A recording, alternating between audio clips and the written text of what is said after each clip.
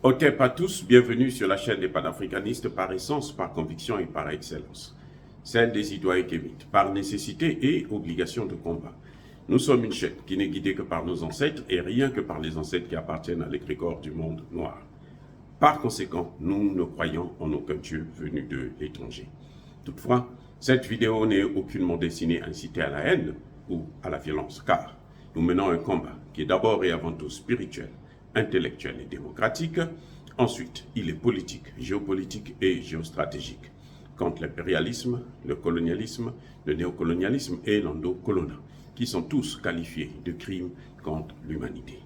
Nous menons ce combat sur la base du principe fondamental que nous avons hérité de nos ancêtres kémites, qui est celui de la Mahat, c'est-à-dire solidarité, vérité et justice.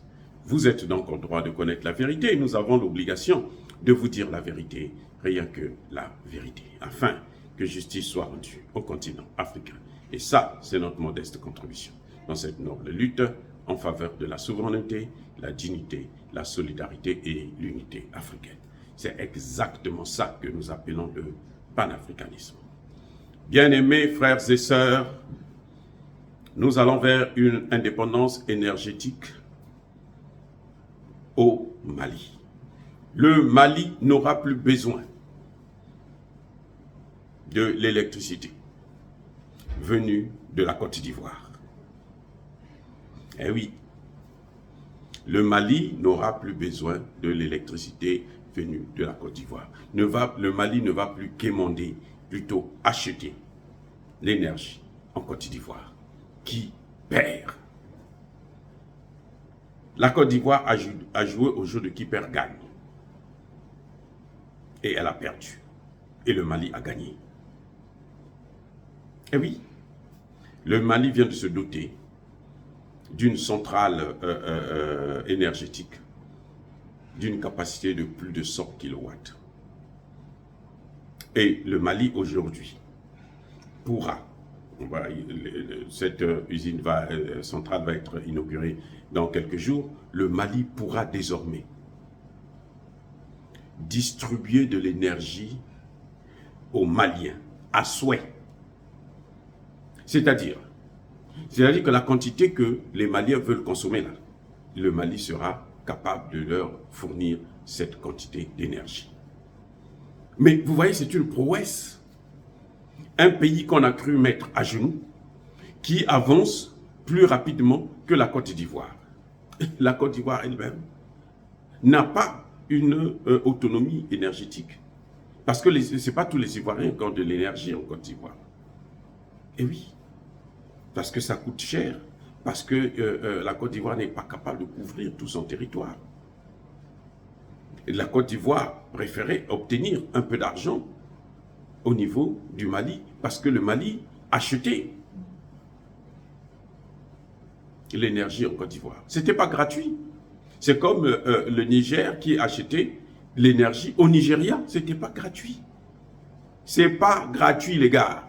Donc les sanctions contre les Ivoiriens, les Nigérians prennent des sanctions contre le Niger ou contre le Mali, pour le cas de la Côte d'Ivoire, mais ils se tirent une balle dans le pied, puisque c'est un manque à gagner pour les populations qui vivent de ça. C'est un grand manque à gagner. Regardez par exemple le port d'Abidjan. Il était alimenté par qui? Mais par le Niger. Beaucoup de produits qui transitaient par le port, pour l'aller comme pour le retour, c'était des produits qui venaient du Niger. Puisque le Mali s'approvisionnait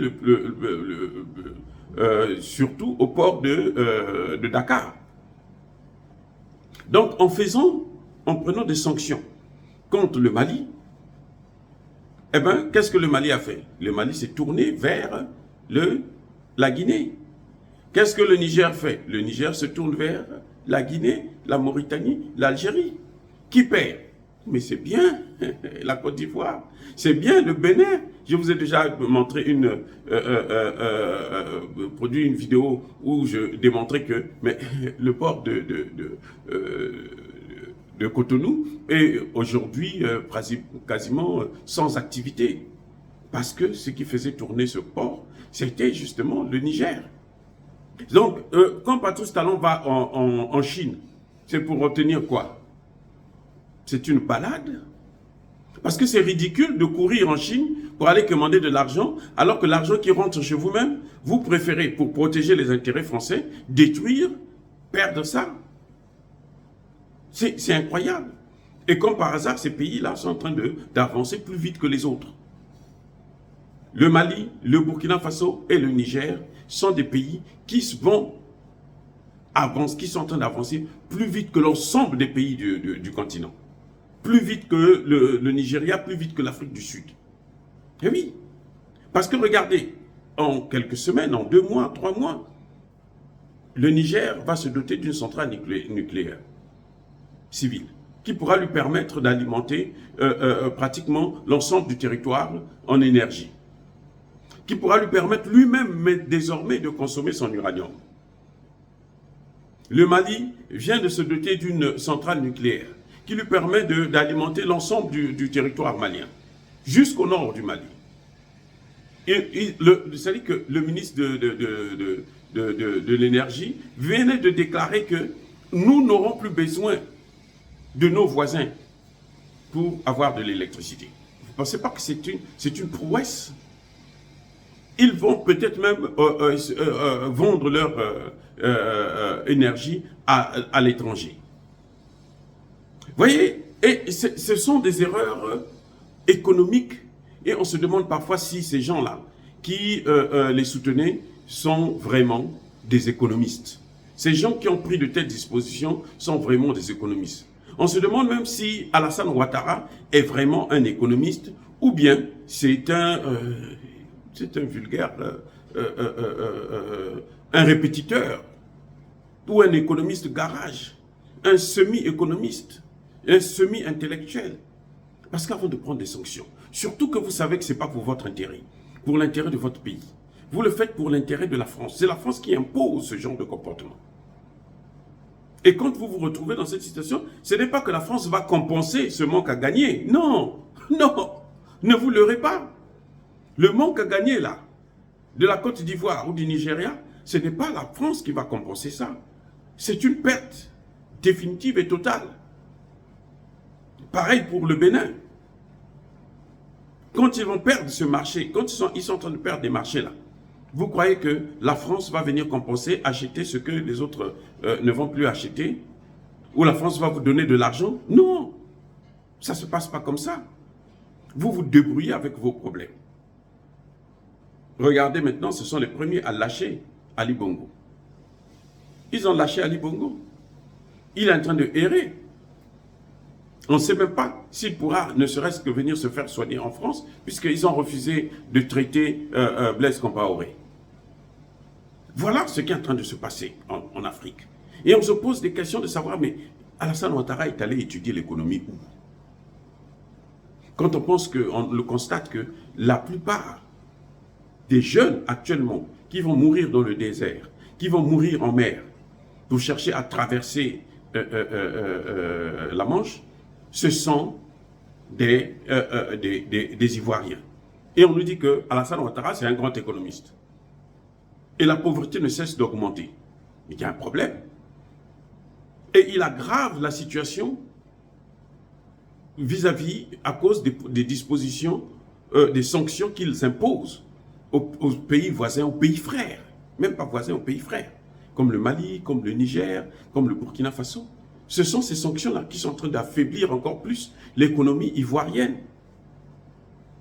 L'économie nigériane ne va pas prendre un coup considérable, mais quand même, pour des gens qui vivent dans le nord du Nigeria, vraiment, c'est un manque à gagner.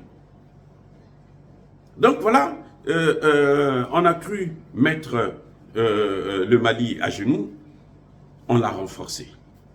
On lui a donné les moyens d'affirmer son autonomie, son indépendance, sa souveraineté.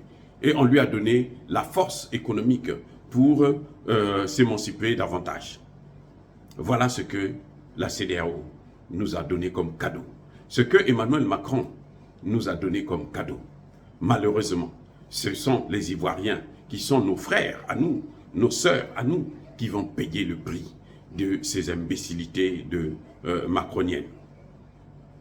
Mais que voulez-vous, c'est ça, la vie, comme disait Laurent Fabius à Sergueï Lavrov, après avoir injecté une masse de terroristes au nord du Mali.